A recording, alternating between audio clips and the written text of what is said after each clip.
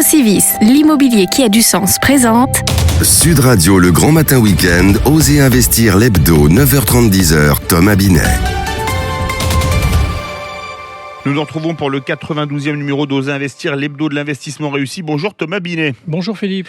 Vous allez aborder quel sujet cette semaine, Thomas ? Nous allons parler d'une application de co-living comme innovation de la semaine. Nous recevrons ensuite Jean-Marc Peter, directeur général de Sofidy, société de gestion de SCPI. Et on continuera avec notre consultant en gestion de patrimoine, Guy Marty. Et on va finir avec un petit focus sur l'immobilier neuf à Rouen. Et en deuxième partie d'émission, nous serons avec Jean-Marc Sylvestre, journaliste de presse économique, pour nous parler placement et investissement. TheLoc.fr, la plateforme qui vous simplifie la loc présente Sud Radio, Osez investir, la clé de la semaine. Thomas, nous connaissons tous les termes de colocation, de coworking, tous ces mots en co, mais beaucoup moins celui de co-living. Absolument Philippe, c'est vrai ce que vous nous dites. Pourtant, ce concept est né aux États-Unis et ni plus ni moins qu'un mix entre colocation et coworking. Le logement dispose d'espaces privatifs comme votre propre chambre et d'espaces partagés où l'on peut travailler. L'une des différences avec la colocation, ce sont les services ou activités qui y sont proposés. Ménage, cours de sport ou encore abonnement Netflix par exemple, pour votre plus grand plaisir. Cher Philippe, j'imagine. Oui, évidemment. Voulez-vous nous parler d'une application dans ce domaine ? Oui, bien la plateforme Co-Living, mais cette fois-ci avec un K, vous propose de trouver votre logement avec tous les services d'un hôtel. Intéressant. Et comment fonctionne ce site, Thomas ? Il vous suffit d'indiquer l'emplacement, le budget, votre disponibilité et le type de co-living, maison ou appartement. Vous pouvez ensuite visiter une chambre virtuellement, la réserver en quelques minutes via l'application et envoyer des photos, des documents nécessaires à votre dossier. Une intelligence artificielle vérifie et valide le dossier. Le co-liver sera alors en mesure de signer le bail et de prendre rendez-vous pour l'état des lieux. Un parcours simple et rapide. Parlez-nous des services proposés, Thomas. Co-living s'occupe de tout, la gestion des locataires, financière et technique. Le site propose une vaste gamme de services comme des livraisons de repas, des dépannages et même la demande de prise de rendez-vous médicaux grâce à Co-living Expérience. Sud Radio, Osez investir. Notre invité cette semaine est Jean-Marc Peter, directeur général de Sofidy, société de gestion de SCPI, premier gestionnaire indépendant de fonds immobiliers avec 5,5 milliards d'euros sous gestion. Sofidy conçoit et développe depuis 1987 des produits d'investissement et d'épargne orientés principalement vers l'immobilier de commerce et de bureaux. Oui Philippe, nous recevons ce matin Jean-Marc Peter pour parler commerce car nous sommes en train de sortir des mesures de restriction. Bonjour Jean-Marc Peter. Bonjour Thomas. 5,5 milliards, c'est pas le bon chiffre, c'était le chiffre des manifestants. Vous avez le chiffre de la préfecture ? Le chiffre de la préfecture, c'est 1 milliard de plus, je crois. Jean-Marc Peter, les commerces vont rouvrir. Nous vous avions reçu en novembre dernier, au moment où le monde du commerce était bloqué. Comment s'est déroulée pour vous la période depuis cette date ? C'était une période compliquée pour tous, une pandémie mondiale avec des fermetures administratives. Néanmoins, avec le recul, on s'est rendu compte que ça s'est pas trop mal passé puisque évidemment, l'État a été très aidant, avec beaucoup d'aides. Évidemment, le PGE, les fonds de solidarité, les crédits d'impôt, le chômage partiel et dernièrement, les aides aux charges fixes, et notamment pour les stocks des commerçants. De telle sorte que finalement, nous avons, et également les autres, sans doute, propriétaires de murs de commerce, récupéré une très très grande partie des loyers des commerces. En ce qui nous concerne, le chiffre de taux de recouvrement est de 96,5% de loyers récupérés. Et là, il se passe quelque chose de magique, puisque les commerces retrouvent leur lustre à la faveur donc du déconfinement et de toute cette épargne qui a été mise de côté par les Français. Alors les chiffres sont entre 150 milliards et 200 milliards. Et donc la consommation de ménages des Français est en train donc de redonner leur lustre au commerce, qui est une classe d'actifs qu'on n'a jamais cessé d'aimer. Ne redoutez-vous pas quand même des dépôts de bilan dans l'année qui suivra l'arrêt des subventions et des PGE ? Vous en parliez à l'instant de toutes ces aides. Alors au moment où il faudra bien quand même rembourser d'une manière ou d'une autre. Oui, alors il y aura peut-être des dépôts de bilan, il y en a toujours eu et il y en aura sûrement un peu plus. Mais vous savez, l'immobilier de commerce, c'est de l'immobilier. Vous savez qu'il y a 3 règles en matière d'immobilier. C'est 1, l'emplacement, 2, l'emplacement et 3, l'emplacement.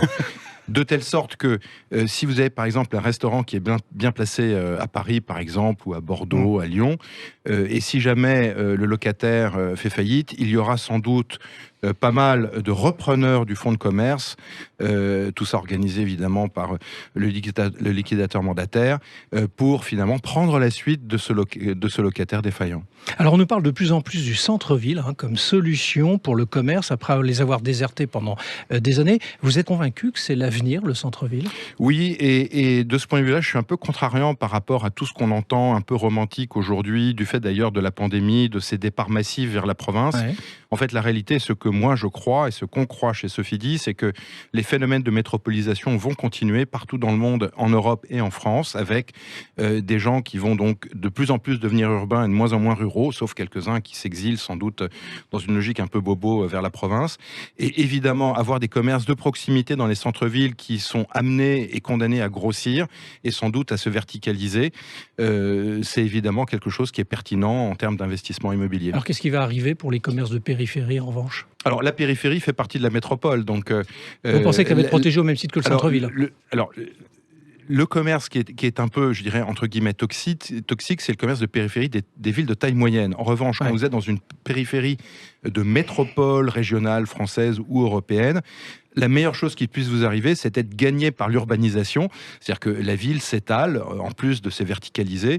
Et donc, le terrain sur lequel est installé le commerce de périphérie peut valoir beaucoup d'argent si il est construit en résidentiel, par exemple, ou dans une logique de mixité dont on parle aujourd'hui beaucoup. Alors, l'année dernière, à peu près à la même époque, on avait rencontré un fort rebond, effectivement, au niveau du commerce. Est-ce que vous pensez que les soldes étant un peu décalés vont arriver également ? Cette période de fin juin, juillet, août va redonner beaucoup de tonicité au commerce de proximité ? Oui, j'en suis absolument persuadé pour plein de choses. Je pense que la sortie d'une crise sanitaire mondiale très stressante, c'est évidemment un facteur très enthousiasmant. Toute cette épargne qui a été mise de côté a vocation sans doute à être transformée en épargne long terme, mais aussi en consommation.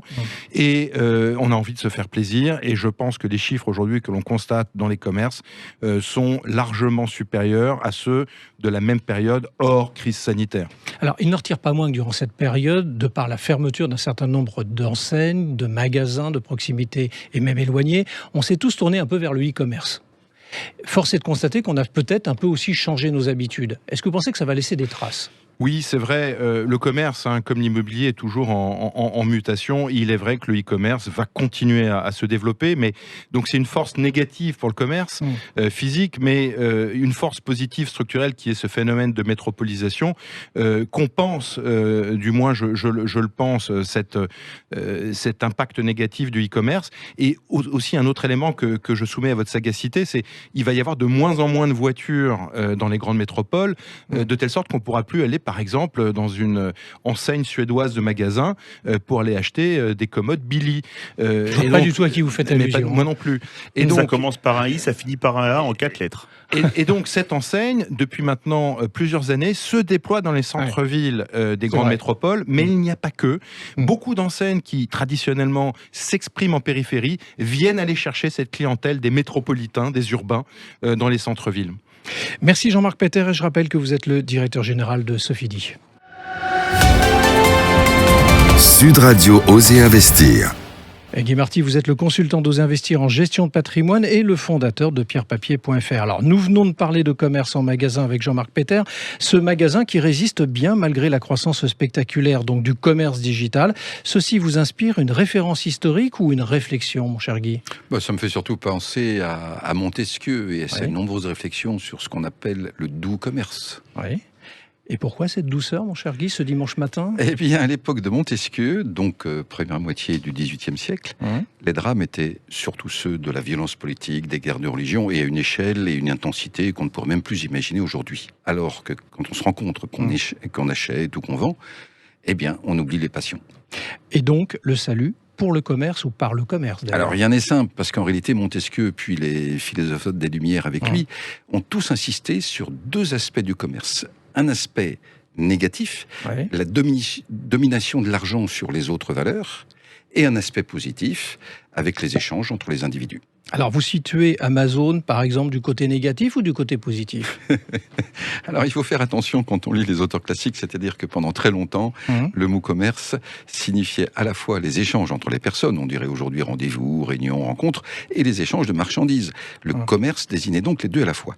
Et puis, le mot s'est spécialisé pour désigner uniquement l'activité commerce, l'activité économique du commerce.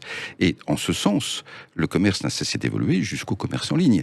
Et là, vous avez l'échange de marchandises à l'état pur. En un sens, c'est un progrès fantastique, mais il n'y a plus de contact humain. Alors vous nous ramenez donc au commerce traditionnel avec ça ? Exactement, parce que Montesquieu nous dirait que c'est la rencontre qui fait que les gens se découvrent et qui fait qu'il y a une véritable société. Pour équilibrer les projets du digital, il faut donc compenser, ce que d'ailleurs nous faisons tous instinctivement, d'où l'avenir aussi du commerce traditionnel, où l'on se rencontre parce qu'on se déplace. Merci Guy. ImoEstime, commercialisateur en immobilier neuf, présente Sud Radio Oser Investir Immo News.